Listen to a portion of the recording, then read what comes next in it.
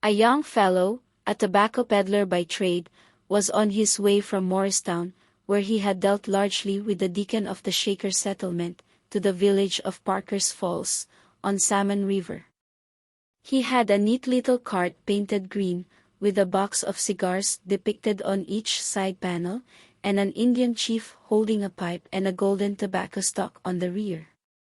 The peddler drove a smart little mare and was a young man of excellent character, keen at a bargain, but none the worse liked by the Yankees, who, as I have heard them say, would rather be shaved with a sharp razor than a dull one. Especially was he beloved by the pretty girls along the Connecticut, whose favor he used to court by presents of the best smoking tobacco in his stock, knowing well that the country lasses of New England are generally great performers on pipes. Moreover, as will be seen in the course of my story, the peddler was inquisitive and something of a tattler, always itching to hear the news and anxious to tell it again. After an early breakfast at Morristown, the tobacco peddler, whose name was Dominicus Pike, had traveled 7 miles through a solitary piece of woods without speaking a word to anybody but himself and his little gray mare. It being nearly 7 o'clock, he was as eager to hold a morning gossip as a city shopkeeper to read the morning paper. An opportunity seemed at hand when, after lighting a cigar with a sun-glass, he looked up and perceived a man coming over the brow of the hill at the foot of which the peddler had stopped his green cart. Dominicus watched him as he descended, and noticed that he carried a bundle over his shoulder on the end of a stick and traveled with a weary yet determined pace. He did not look as if he had started in the freshness of the morning, but had footed it all night, and meant to do the same all day. "Good morning, mister," said Dominicus, when within speaking distance. "You go a pretty good jog. What's the latest news at Parker's Falls?" The man pulled the broad brim of a gray hat over his eyes, and answered, rather sullenly, that he did not come from Parker's Falls, which, as being the limit of his own day's journey, the peddler had naturally mentioned in his inquiry. "Well, then," rejoined Dominicus Pike, "let's have the latest news where you did come from." "I'm not particular about Parker's Falls. Any place will answer." Being thus importuned, the traveler, who was as ill-looking a fellow as one would desire to meet in a solitary piece of woods, appeared to hesitate a little, as if he was either searching his memory for news or weighing the expediency of telling it. At last, mounting on the step of the cart, he whispered in the ear of Dominicus, though he might have shouted aloud and no other mortal would have heard him. "I do remember one little trifle of news," said he. "Old Mr. Higginbotham of Kimbleton was murdered in his orchard at 8 o'clock last night by an Irishman and a nigger. They strung him up to the branch of a St. Michael's pear tree where nobody would find him till the morning." As soon as this horrible intelligence was communicated, the stranger betook himself to his journey again with more speed than ever, not even turning his head when Dominicus invited him to smoke a Spanish cigar and relate all the particulars. The peddler whistled to his mare and went up the hill, pondering on the doleful fate of Mr. Higginbotham, whom he had known in the way of trade, having sold him many a bunch of long nines and a great deal of pigtail, ladies' twist and fig tobacco. He was rather astonished at the rapidity with which the news had spread.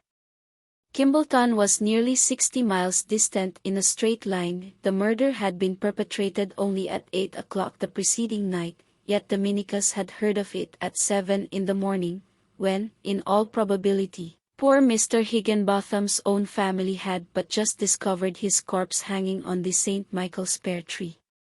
The stranger on foot must have worn 7-league boots, to travel at such a rate. "Ill news flies fast, they say," thought Dominicus Pike, "but this beats railroads. The fellow ought to be hired to go express with the president's message." The difficulty was solved by supposing that the narrator had made a mistake of one day in the date of the occurrence, so that our friend did not hesitate to introduce the story at every tavern and country store along the road, expending a whole bunch of Spanish wrappers among at least 20 horrified audiences. He found himself invariably the first bearer of the intelligence, and was so pestered with questions that he could not avoid filling up the outline till it became quite a respectable narrative. He met with one piece of corroborative evidence. Mr. Higginbotham was a trader, and a former clerk of his to whom Dominicus related the facts testified that the old gentleman was accustomed to return home through the orchard about nightfall with the money and valuable papers of the store in his pocket. The clerk manifested but little grief at Mr. Higginbotham's catastrophe, hinting, what the peddler had discovered in his own dealings with him, that he was a crusty old fellow as close as a vice. His property would descend to a pretty niece who was now keeping school in Kimbleton. What with telling the news for the public good and driving bargains for his own, Dominicus was so much delayed on the road that he chose to put up at a tavern about 5 miles short of Parker's Falls. After supper, lighting one of his prime cigars, he seated himself in the bar room and went through the story of the murder, which had grown so fast that it took him half an hour to tell. There were as many as 20 people in the room, 19 of whom received it all for gospel. But the 20th was an elderly farmer who had arrived on horseback a short time before and was now seated in a corner, smoking his pipe. When the story was concluded, he rose up very deliberately, brought his chair right in front of Dominicus and stared him full in the face, puffing out the vilest tobacco smoke the peddler had ever smelt. "Will you make affidavit?" demanded he, in the tone of a country justice taking an examination, "that old Squire Higginbotham of Kimbleton was murdered in his orchard the night before last and found hanging on his great pear tree yesterday morning?" "I tell the story as I heard it, mister," answered Dominicus, dropping his half-burned cigar. "I don't say that I saw the thing done, so I can't take my oath that he was murdered exactly in that way. But I can take mine," said the farmer, "that if Squire Higginbotham was murdered night before last I drank a glass of bitters with his ghost this morning. Being a neighbor of mine, he called me into his store as I was riding by, and treated me, and then asked me to do a little business for him on the road. He didn't seem to know any more about his own murder than I did." "Why, then it can't be a fact," exclaimed Dominicus Pike. "I guess he'd have mentioned, if it was," said the old farmer, and he removed his chair back to the corner, leaving Dominicus quite down in the mouth. Here was a sad resurrection of old Mr. Higginbotham.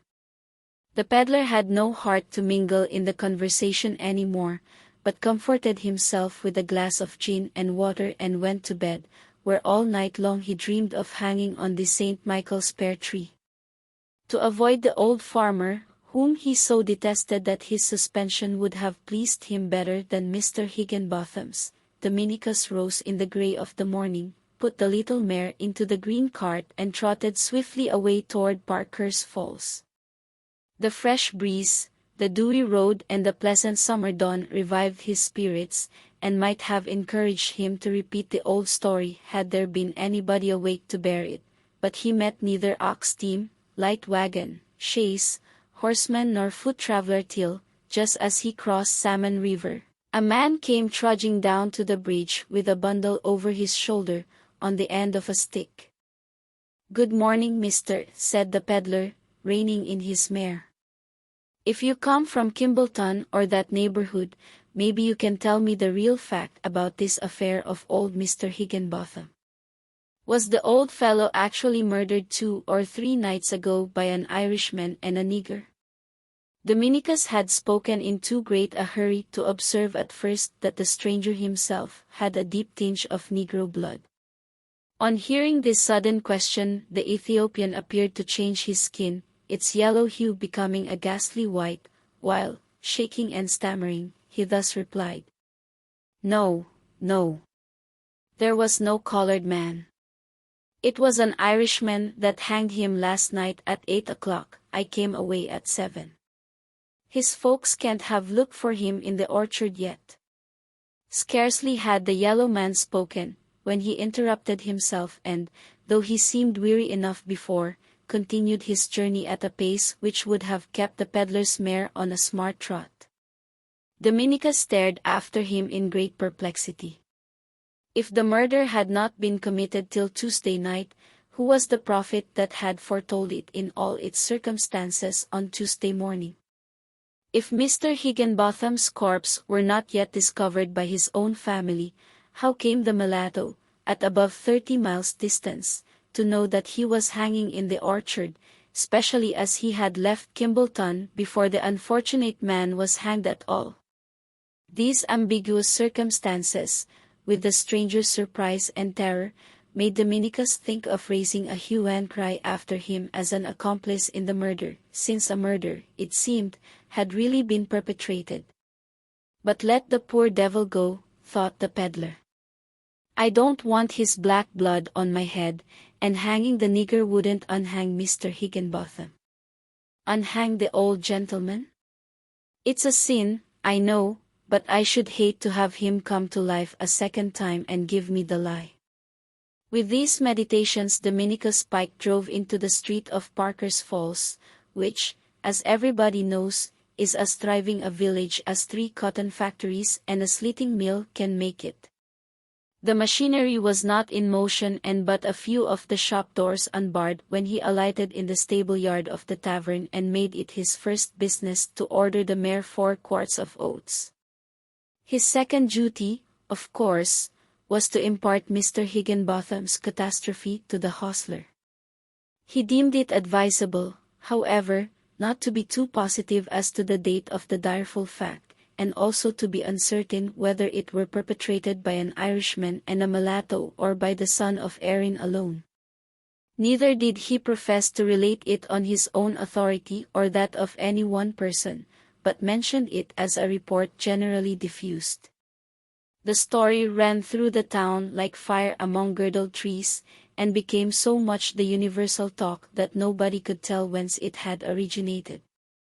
Mr. Higginbotham was as well known at Parker's Falls as any citizen of the place, being part owner of the slitting mill and a considerable stockholder in the cotton factories. The inhabitants felt their own prosperity interested in his fate. Such was the excitement that the Parker's Falls Gazette anticipated its regular day of publication, and came out with half a form of blank paper and a column of double pica emphasized with capitals and headed, "Horrid Murder of M.R. Higginbotham." Among other dreadful details, the printed account described the mark of the cord round the dead man's neck and stated the number of $1,000 of which he had been robbed. There was much pathos, also, about the affliction of his niece, who had gone from one fainting fit to another ever since her uncle was found hanging on the St. Michael's pear tree with his pockets inside out.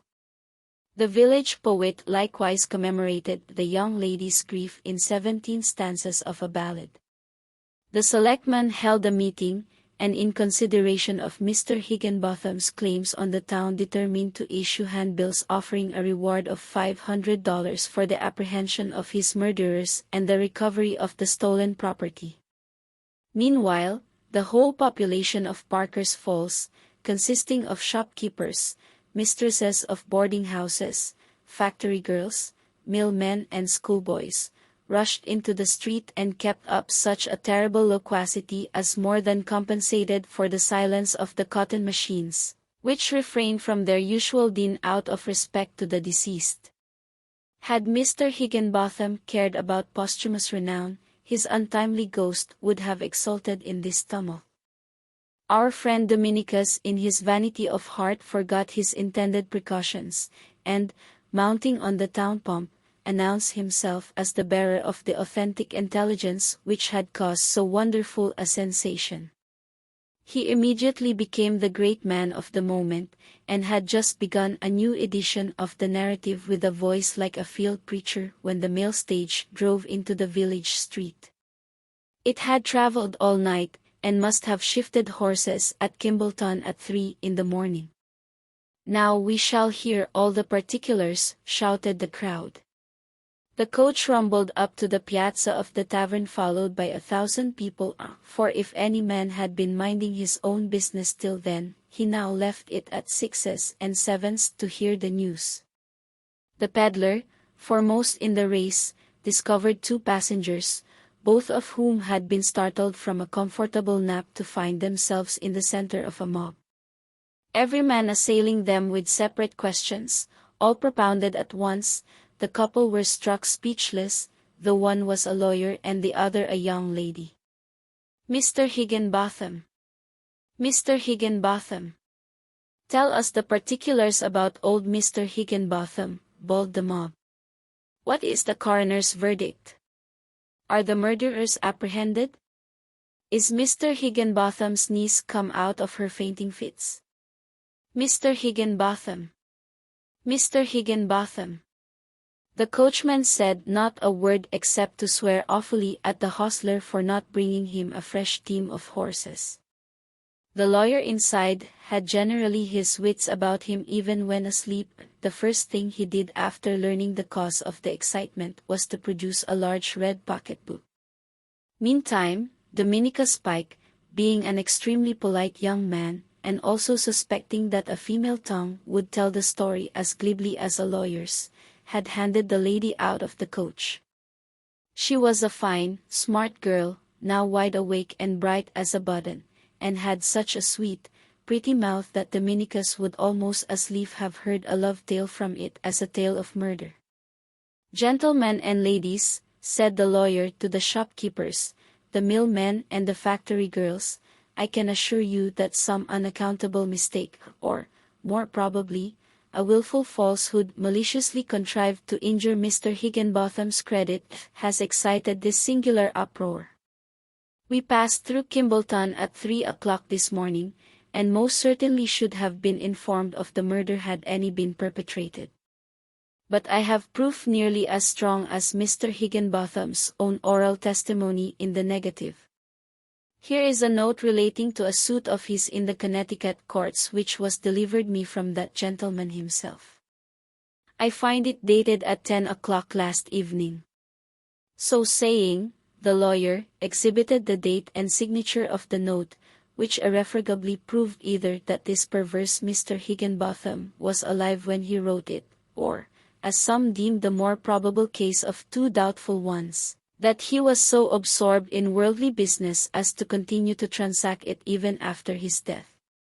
But unexpected evidence was forthcoming. The young lady, after listening to the peddler's explanation, merely ceased a moment to smooth her gown and put her curls in order, and then appeared at the tavern door, making a modest signal to be heard. "Good people," said she, "I am Mr. Higginbotham's niece." A wondering murmur passed through the crowd on beholding her so rosy and bright, that same unhappy niece whom they had supposed, on the authority of the Parker's Falls Gazette, to be lying at death's door in a fainting fit. But some shrewd fellows had doubted all along whether a young lady would be quite so desperate at the hanging of a rich old uncle. "You see," continued Miss Higginbotham, with a smile, "that this strange story is quite unfounded as to myself, and I believe I may affirm it to be equally so in regard to my dear Uncle Higginbotham. He has the kindness to give me a home in his house, though I contribute to my own support by teaching a school. I left Kimbleton this morning to spend the vacation of commencement week with a friend about 5 miles from Parker's Falls. My generous uncle, when he heard me on the stairs, called me to his bedside and gave me $2.50 to pay my stage fare, and another $1 for my extra expenses. He then laid his pocketbook under his pillow, shook hands with me, and advised me to take some biscuit in my bag instead of breakfasting on the road. I feel confident, therefore, that I left my beloved relative alive, and trust that I shall find him so on my return." The young lady courtesied at the close of her speech, which was so sensible and well worded, and delivered with such grace and propriety, that everybody thought her fit to be preceptress of the best academy in the state.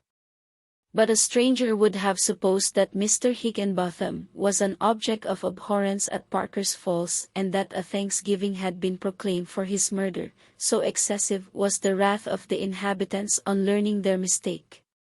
The millmen resolved to bestow public honors on Dominicus Pike, only hesitating whether to tar and feather him, ride him on a rail, or refresh him with an ablution at the town pump, on the top of which he had declared himself the bearer of the news. The selectmen, by advice of the lawyer, spoke of prosecuting him for a misdemeanor in circulating unfounded reports, to the great disturbance of the peace of the Commonwealth. Nothing saved Dominicus either from mob law or a court of justice, but an eloquent appeal made by the young lady in his behalf. Addressing a few words of heartfelt gratitude to his benefactress, he mounted the green cart and rode out of town under a discharge of artillery from the schoolboys, who found plenty of ammunition in the neighboring clay pits and mud holes. As he turned his head to exchange a farewell glance with Mr. Higginbotham's niece, a ball of the consistence of hasty pudding hit him slap in the mouth, giving him a most grim aspect. His whole person was so bespattered with the like filthy missiles that he had almost a mind to ride back and supplicate for the threatened ablution at the town pump, for, though not meant in kindness, it would now have been a deed of charity. However, the sun shone bright on poor Dominicus, and the mud, an emblem of all stains of undeserved opprobrium, was easily brushed off when dry. Being a funny rogue, his heart soon cheered up, nor could he refrain from a hearty laugh at the uproar which his story had excited. The handbills of the selectmen would cause the commitment of all the vagabonds in the state, the paragraph in the Parker's Falls Gazette would be reprinted from Maine to Florida, and perhaps form an item in the London newspapers, and many a miser would tremble for his moneybags and life on learning the catastrophe of Mr. Higginbotham.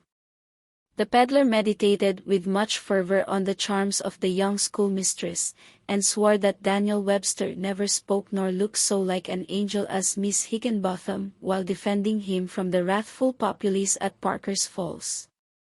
Dominicus was now on the Kimbleton Turnpike, having all along determined to visit that place, though business had drawn him out of the most direct road from Morristown. As he approached the scene of the supposed murder, he continued to revolve the circumstances in his mind, and was astonished at the aspect which the whole case assumed. Had nothing occurred to corroborate the story of the first traveler, it might now have been considered as a hoax, but the yellow man was evidently acquainted either with the report or the fact, and there was a mystery in his dismayed and guilty look on being abruptly questioned.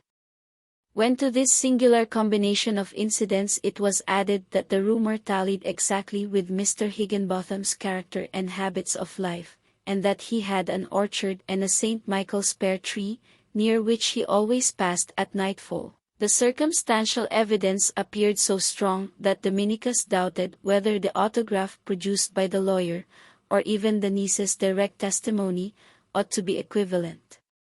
Making cautious inquiries along the road, the peddler further learned that Mr. Higginbotham had in his service an Irishman of doubtful character whom he had hired without a recommendation, on the score of economy. "May I be hanged myself," exclaimed Dominicus Pike, aloud, on reaching the top of a lonely hill, "if I'll believe old Higginbotham is unhanged till I see him with my own eyes and hear it from his own mouth. And, as he's a real shaver, I'll have the minister, or some other responsible man, for an endorser." It was growing dusk when he reached the toll house on Kimbleton Turnpike, about a quarter of a mile from the village of this name.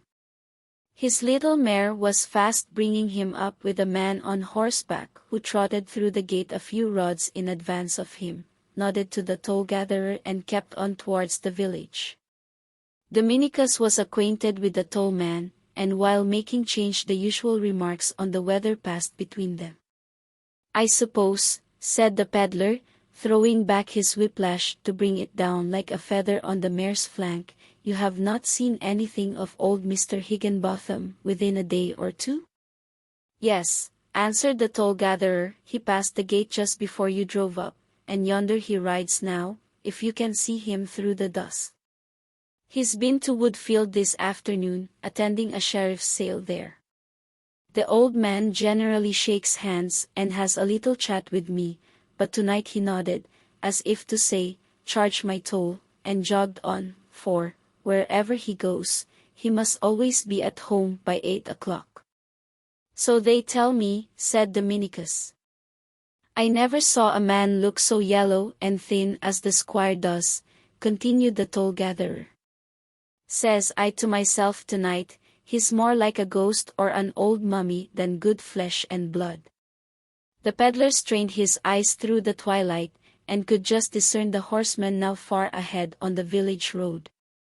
He seemed to recognize the rear of Mr. Higginbotham, but through the evening shadows and amid the dust from the horses' feet the figure appeared dim and unsubstantial, as if the shape of the mysterious old man were faintly molded of darkness and grey light.